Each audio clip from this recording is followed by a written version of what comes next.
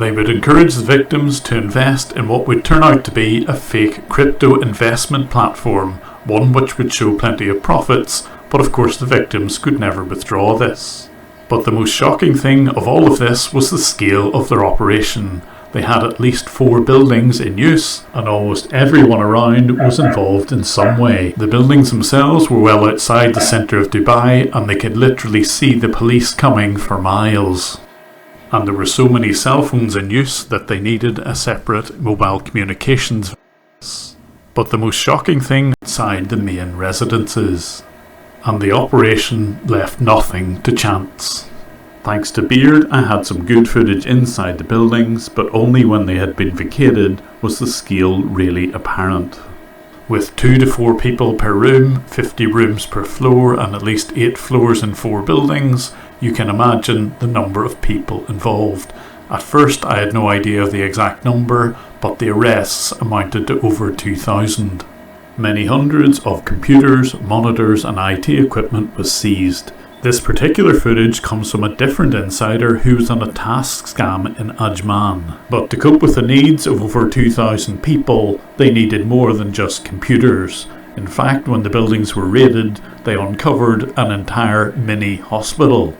There was an internal doctor's surgery complete with blood monitoring machines and an entire chemist's shop just for the people working in the buildings. When the Chinese gangs operate scams at this sort of scale, often keeping people within the buildings, you can understand why they need this sort of infrastructure. Village, almost every building was being used for some sort of scam.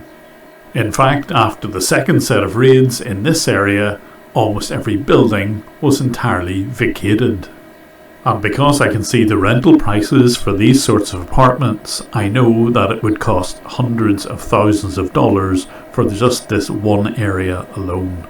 But that wouldn't have been a problem for these crime gangs. I'm told that the police managed to seize over 70 million dirham. That's about 20 million US dollars. But even better, they were able to track down the boss. He wasn't in one of the buildings which was occupied by the main scam groups, but instead he was in a hideout well away from the other buildings. And the boss wasn't deported, but I believe he's in a jail somewhere in UAE. And after the success of the Rahaba residences, the raids just kept on coming. This raid happened in Ajman, just to the north of Dubai. Just like Rahaba, the majority of the people who were caught up seemed to be from North Africa or East Asia. I'm told that the vast majority of the people who were involved in the scam were deported back to their country of origin. Here, over 1,000 people were arrested, and you can see them being bussed away. But strangely, there haven't been any press releases. Most of my information has come from online videos capturing these raids. In fact, when I released last year's video, there was initially no response from the police. However, around 12 weeks after the release of that video, I started to hear about the raids. I'm certain that my video, at least in part, played a role. But if I'm getting these reports second-hand, how can I be sure that these videos were actually the call centres that I had seen? Well, if you look carefully at the road markings and the side of the building here, I can tell from Google Earth that this is the bus parking at the back of the buildings. Likewise in Ajman, the building name is clearly visible.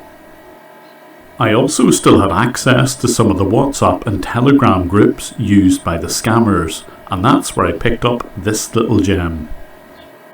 Let me just drop this message here, guys. If you know you're doing Chinese work, please resign. Forget about your salary. Take your passport and leave now. Resign. They are raiding everywhere. They raided everywhere, and they brought us to the desert. We are in the middle of the desert. I'm talking to you in Abu Dhabi. We don't even know the location in Abu Dhabi. They came to dump us in an abandoned building. The building is not even ready. As I'm talking to you, since 2 a.m. that they raided, we are still inside the vehicle. No food, no water. The rubber they used to tie our hand is pinning us. People are in agony, using guns to beat us. It is crazy. I would not want any of you to experience this. If you know you're on overstay, just better get your ticket and leave UAE now. Get your outpass and leave UAE now.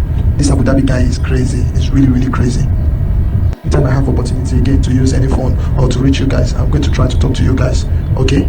Everybody that they raided, from Ras Al Khaimah, from Sharjah, from Dubai, from Juman, Emirate City, everywhere, they brought them to this place. There are about 50 boxes, 50 luxurious buses with more than 2,000 people. I cannot make. Yep, that sounded pretty rough, alright, but not as rough as having your entire life savings taken away from a fake investment.